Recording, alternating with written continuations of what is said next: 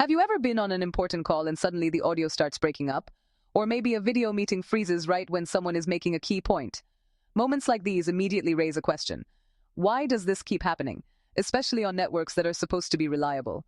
That's exactly what we're talking about today. Welcome to Bluehat Cybersec Academy. This is where we take complex networking and cybersecurity concepts and turn them into ideas you can actually use in the real world. Now, here's the reality. In modern enterprise networks, not all traffic is equal. A voice call dropping for even a second can be far more disruptive than a slow file download. When networks become congested, those differences really start to matter. And this is where quality of service, or QoS, comes into the picture. QoS is what allows a network to decide which traffic matters most, and then make sure that traffic gets the resources it needs. So in this session, we're going to walk through what QoS really is, why traffic prioritization is so critical, and how enterprises successfully manage voice, video, and business-critical applications. Let's start with the basics. Quality of service, commonly known as QoS, is a collection of networking techniques designed to manage and prioritize traffic. The goal is actually very simple: to deliver predictable performance for applications that matter most to the business. Every network has limited bandwidth. When multiple applications compete for it at the same time, congestion is inevitable. Without QoS, all traffic is treated exactly the same, and that usually leads to poor performance, especially for real-time applications like voice and video. QoS changes that by allowing the network to make smarter decisions. It helps prioritize important traffic, control congestion, and deliver a consistent user experience, even when the network is under pressure. Now, here's why traffic prioritization becomes so important. Different types of traffic behave very differently. Voice calls need low latency and minimal jitter. Video conferencing requires steady and reliable bandwidth. Business applications depend on consistency and availability. And bulk data transfers, like backups or large downloads, can usually tolerate delays. Without prioritization, lower priority traffic can consume bandwidth and directly impact critical services. Traffic prioritization ensures that when congestion happens, and it will, the network responds intelligently. The most important traffic goes first. To understand how all of this actually works, it helps to look at the core mechanisms behind QoS, and we'll keep this practical and high level. Everything begins with identifying traffic. Packets are classified based on things like application type, source or destination, or even protocol and port numbers. Once traffic is identified, it's marked using standards such as DSCP or class of service. These markings act like labels, telling network devices exactly how each packet should be handled as it moves through the network. After traffic is classified and marked, it's placed into queues. Higher priority traffic is assigned to queues that are serviced first. This ensures that critical packets move quickly through the network, even during periods of congestion. There are different scheduling techniques used to make this happen, including priority queuing, weighted fair queuing, and low latency queuing. Each of these methods balances fairness with performance, depending on the needs of the network.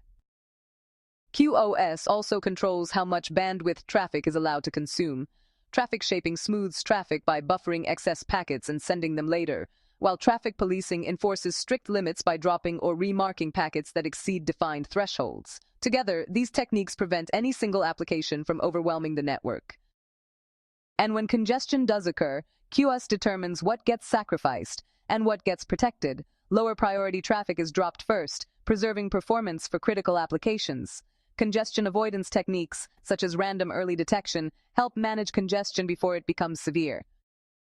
All of this ties back to performance, because QoS is ultimately about maintaining quality.